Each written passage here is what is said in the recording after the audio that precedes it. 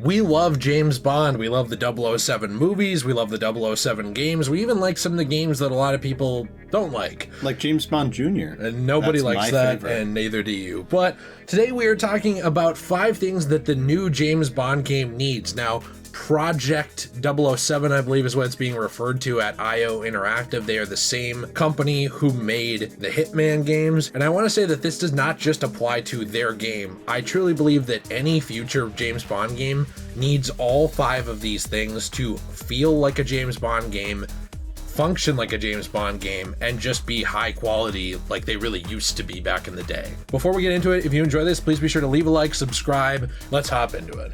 Number 5. The first thing is gadgets. Gadgetry, all of his little toys. Now we're talking about the ones Sex that he toy. No, not those toys. Not the ones that he uses when he's doing his obligatory hookup scene every movie, but we were talking about just normal gadgets that he uses to get through levels and areas. This is something that I feel like they lost somewhere along the way. The Activision era of James Bond games, you and I still enjoy them, but they went in much more on military Bond or shooter Bond than they did on... They tried to do COD. Yeah. COD Bond. And it wasn't that way completely at first, but it became more and more like that over time. The old James Bond games, especially in the EA era, back when EA was really cool, believe it or not, they had a ton of this stuff, especially in games like Agent Under Fire, Everything or Nothing. There were a lot of different gadgets. You talked about the Q Claw, which is essentially just another version of the grappling gun. Well, they had like the Q everything. There's Q Decryptor, Q Claw, the Q Laser. Like it was just Q everything. But right. Yeah, there was a lot of cool stuff, like, you know, like the night vision goggles. You could see like lasers to activate, like, or that would trip like alarms or something like that. Or... It's weird because those movies, the Brosnan era and even the Craig era, have a lot of iconic gadgets as well. I mean, even something simple like the exploding pen from GoldenEye, the movie. It's weird that we don't see that kind of stuff as much in the last few James Bond releases, but I think you have to include that. I mean, this is a central part of who the character is. He's not just a run and gunner. Right. Well, and I think that's what the movie people tried to make the Daniel Craig Bond be.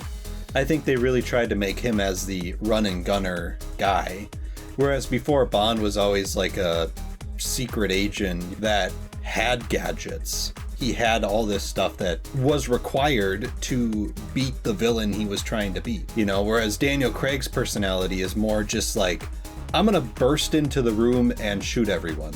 Right. Whereas like Brosnan and Sean Connery and, you know, all them were, I feel like they more relied on gadgets. Not that Daniel Craig never used gadgets. The other ones more relied on them. It seemed like for him, gadgets were secondary. Yes. Like he used them if he had to, but they were not a first resort. The first resort was the gun. Yeah.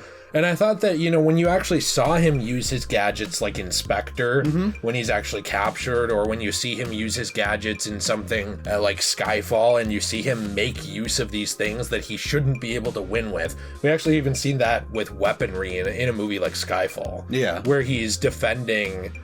you know, the estate, and he should not be able to win this, but he uses his training and the stuff around him to do it. Right. That's a big part of who Bond is, and I think they need to reintroduce that to the video games. Number 4. It's the 4th one. 4. The next one's iconic weaponry. We've talked about a lot of these before on the channel in terms of guns we like, mainly in Let's Plays when these games come up, but things like the golden gun, those are synonymous with James Bond, or like you said, Odd Job's hat. Yeah, or like the laser gun from Moonraker. There's also just the iconic pistol, the PPK. I feel like that's in every Bond game. It's just the baseline pistol. There's so many iconic weaponry in Bond movies and the games as well that I feel like this is a very important piece of a video game. You know, when I think of the original GoldenEye for like the N64, the golden gun, I remember that when I was a kid. I remember how cool the golden gun was to use. Or you remember how you would have rules where nobody could play as Odd Job because he was too short, so his hitbox was stupid. But like those things stick with you. And I even remember in Agent Under Fire how you would try to beat the level with like maximum efficiency and unlock the golden gun for that level. Yeah. Remember that and how cool it was? So you go through one-shotting people. Those iconic moments I think they're what separate James Bond games from Call of Duty or Halo or other shooters is it's supposed to be a spy game. Yeah. You're supposed to have iconic gadgets and weapons and access to exotic vehicles and equipment. And exotic women. That's true, we'll get there. Exotic vehicles and equipment that maybe Master Chief wouldn't be using in Halo or Soap McTavish wouldn't be picking up in the military. I just think that they kind of lost the plot on a lot of those things with what made Bond Later on in his games. And I really hope that IO Interactive, who again, they did make the Hitman games, and they did a great job with this in Hitman. And also the fact that this was done before, I think that it should be done again in any future Bond game. Number three. The next one is not shying away from who Bond is. I know that every Bond is a little different. James Bond is a complicated character. Brosnan is not Craig, etc. But you can't shy away from the main things that make him who he is. Like, he is a sultry, suave, smooth talker. He sleeps with women. You can't just write the Bond girls out because it's not PC or not appropriate and we can't have sex. There has been a big push for this in gaming in the last 10 years since the infamous Gamergate situation, which everyone on every side took way too seriously, and I can't believe anyone really cared about that much. But the thing with all of that was it started a push with feminism in games, and I'm not talking normal feminism.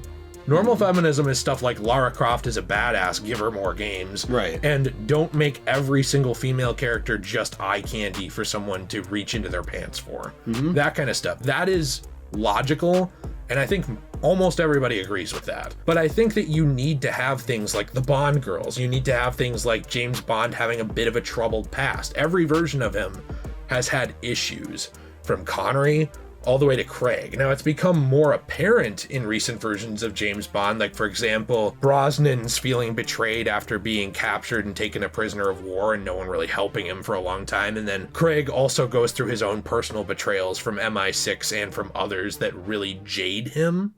And I'm getting at all of these things matter. You can have your own take on Bond, but if you start removing the central core elements of who he is, this isn't James Bond anymore. Yeah, and this kind of goes back to what Daniel Craig said a while ago, where people were wanting to make Bond like a woman and stuff like that. And Daniel Craig said, like, you can just... he basically said you can just make a woman spy movie. You don't have to make James Bond a woman because that's not James Bond. Right. And I think that kind of speaks to a future game as well, where if they start to remove all this stuff... To me, it's like, what's the difference between this and just another, like, spy move or game? Or COD. Or COD, whatever. or Hitman, or Battlefield. Or Battlefield, or, you know, literally whatever. You need to have this character have his core fundamental stuff, even the problems. Yeah. James Bond is not supposed to be perfect. I understand that in some ways he is a male power fantasy character, and that is empowering to people, like... Especially men play James Bond and they think, I wish I was such a badass like this guy. Yeah. This guy kicks ass, he takes names, he's not afraid to talk to girls, he's not afraid to go out and live his life. I think those are the aspects that a lot of young men connect with Bond. And I understand that you want to make this character accessible to everyone. I think the Craig era did a great job by that. Because what they do instead... that I really enjoy is they show how Bond got that way. I think you can have your cake and eat it too with this. If you want to introduce your Bond, have him have a backstory. Have him have stuff that makes sense, but don't eliminate the modern day stuff that makes him who he is. Right. You just can't do that. I feel like in today's world, they're afraid to put in stuff like, you know, sleeping with women and stuff like that into video games for various reasons. But I feel like there are ways to have that central aspect to Bond while also just not straight up showing like some weird Serbian like porno basically in your game. Well, yeah, you don't have to be tasteless. Right. And that's the other thing is that I think often sex is now viewed in media as tasteless, which I don't really understand when that happened. Right. I mean, even in the old James Bond movies, it was always two consenting adults having a good time. Yeah. That's all it was. Yeah, it doesn't have to be like some weird, like, gross thing. You know, I don't know. I'm not saying like I like love like, oh man, I can't wait you need to watch it. Right. We're saying like, that this is a central character element of him. Yes. Just like a central character element of him is having access to iconic weaponry and gadgets. Yes. You start eliminating the things that make James Bond who he is, and this isn't him. Right. And then there's no point to make it. Just make an our Hitman. Yeah. With Hitman. Because he's a totally different character. Right. It's just you need to stay true to the aspects of a character and their core. Number two, the numero dos. The next one is a fantastic villain. Bond has had some of the most interesting villains in cinema. Characters obviously like Dr. No, characters like Le Chiffre, or as Nate calls him, La Chiffre. Well, that's literally what his name looks like. It's Le Chiffre is what it looks like. That's what I call I would hate him. to see you like in France. You're like, hello, is Le Chiffre here? And I'd be like, hey Nate, who's in France right now? And then you couldn't answer over the phone. Don't worry, I got the pass. It's okay. But there's a lot of characters, obviously you have Bond, you have the women in Bond's life, they're always iconic. Yeah, you have Blofeld. Blofeld's one of them. Oddjob, Jaws. You know, it's like you have a lot of cool villains here. Yeah, even something like the GoldenEye satellite from the GoldenEye movies. Now, I know that's not the central villain, but what I'm saying is something like that's this looming threat through the whole movie.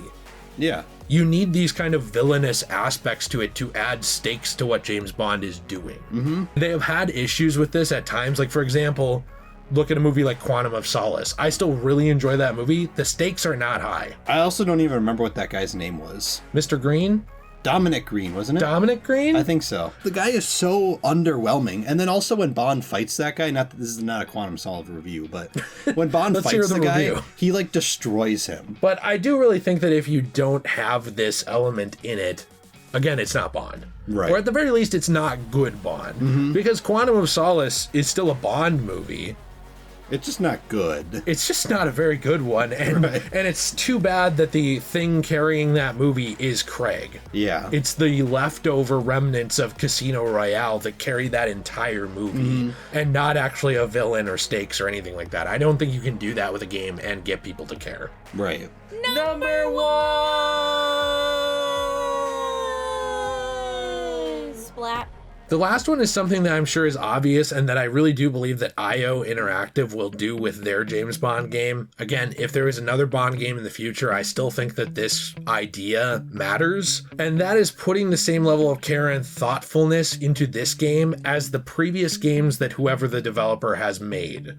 Now, for IO Interactive, that's Hitman. Mm-hmm. They have done a fantastic job with the Hitman games on modern consoles and PC. IO came in and they revitalized Hitman. Mm-hmm. Yeah, and I kind of think, again, this applies for everyone, but a lot of companies do this where like they have a franchise where they clearly really care about and a lot of thought goes into it, and then they have other franchises where it's like they'll pump out a good game like every now and then, but it's like, yeah, whatever, let's get back to this game. And I kind of think when you're making a Bond game, a lot goes into that game.